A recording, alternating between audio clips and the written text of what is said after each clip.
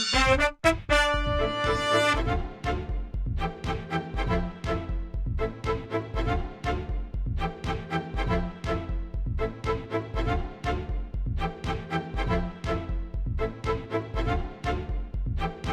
have some professionals out there, you have a lot of novices out there. Talk about the mix of people. Who plays paintball? The mix of people is the full cross-section of America. It does seem the higher stress jobs, the bankers and the doctors and the dentists, some of the folks that are dealing with indoor stress all week long need the outdoor stress relief. But we see the full range from a guy that gets paid to dig ditches with a shovel to a guy that owns a fleet of backhoes. So you can see by the parking lot, there's Mercedes parked next to old VWs, and what is really neat about the game, one of the things I really enjoy about the game, is once you got your goggles on, once you're on the field, it doesn't matter. Right. You know, there's no identity deal. You know, I'm the boss at where I work. You're just another target to me, pal. You know, we do a lot of private games, Hewlett Packard, Pepsi Cola, a lot of some of the church groups, social clubs. Gives those guys a chance to come out and shoot each other, and a little camaraderie, some teamwork, some stress relief. Especially in the case of the company games, the private games. There's nothing better than getting a chance to shoot the boss, you know.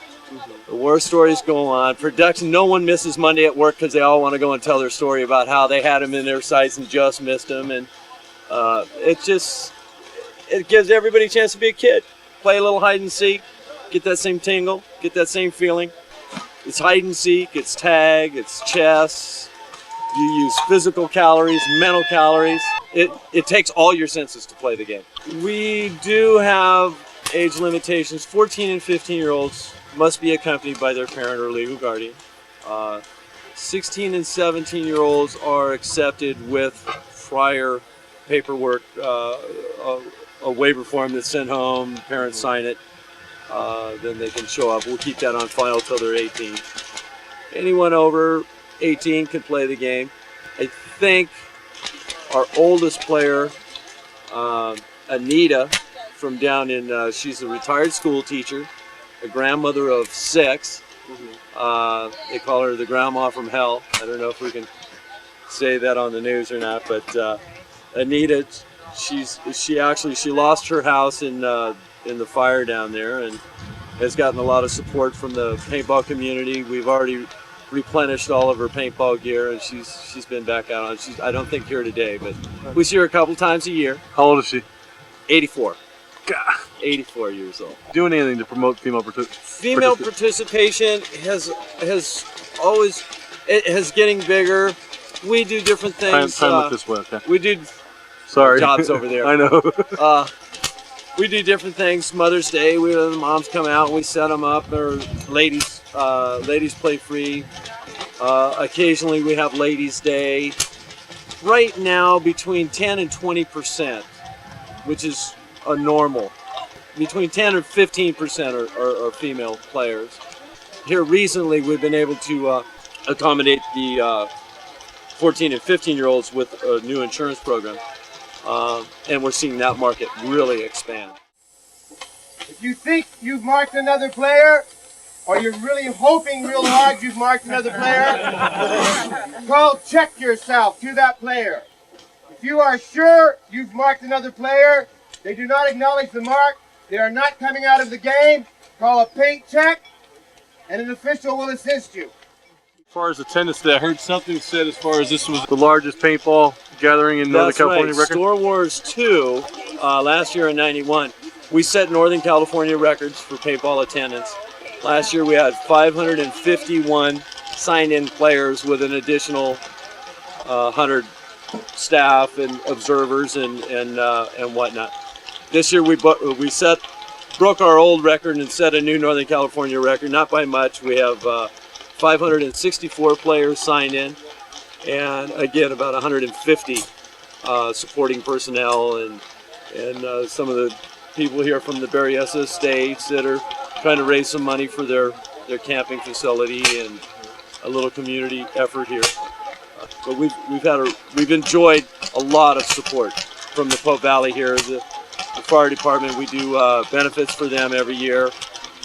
In the past, we've done large events like this for the Easter Seals, raised a lot of money for some good causes. If you lose your goggles, protect your eyes, call blind man.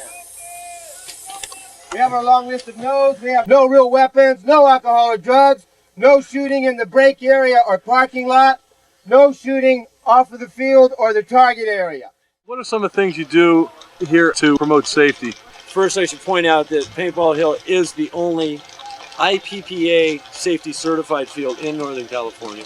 And what's IPPA? The International Paintball Players Association has a fairly rigid program which we not only comply with, but we have a lot more things that aren't required. And that is our utmost concern. There's never been a death related to paintball. The insurance statistics show that it's one of the safest sporting activities in the nation today, providing you wear your goggles. Goggles being the most important safety equipment, absolutely mandatory, extremely supervised, and I'm sorry. No problem. Extremely supervised and monitored. No one goes outside the safety break area without their goggles on, or into the target. Wherever there is an unplugged gun, the barrel plug being another safety piece of equipment for the gun itself, preventing an accidental discharge in an area where people are without their goggles. That's all strictly monitored. And these referees that you have out here, do they go through a training program? On today's event, we've got about 40 guys running around with red shirts. There's a few in doing other odd jobs, and most of them are out on the field, out there basically supervising the safety and the rules of the game. It is on a normal 30-50 man day. We have anywhere from 2 to 4 referees on the field at all times, and it really is a sport. And there's official calls, there's official procedures. On a recreational level, we basically don't need referees, but they're there just mainly for the safety aspects of the game. Okay, and keeping the goggles on. One more final thing. What would you say to the novice, or not the novice, the person out there possibly contemplating coming out here and trying it?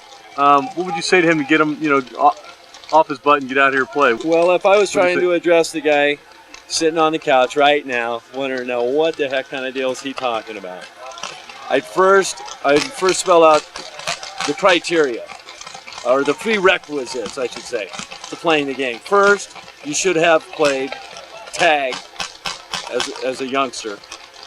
It also helps if you had played some hide and seek. That's the only prerequisite. If you did that, you would remember that feeling you got from that adventure as a 6, 7, 8-year-old. Take a look at your couch and just see what kind of thrill you're seeing these days, and come out and see it. Come out and watch if you like, participate if you like. We open the gates at 8. The games generally get started right at about 9 o'clock after a thorough briefing and safety and rules orientation. All the equipment, we check you out on all the equipment, and then we get out and play. Till sundown? We start no games past 4, which is a lot of paintball. Right. We average about 12 games a day on a normal average day. Okay. Today, we're going to be lucky to get in 5 of these major monster games. Okay. Anything else that I haven't covered that you might want to add? God, I'm so tired. Tomorrow, 10 minutes from now, I'll think of 30 things. I think we covered most of it. If you didn't, I think I got it. Just all that stuttering and picking my nose. All that interviewing we just did will probably be cut down to about 20 seconds. 20 seconds. There's Gary.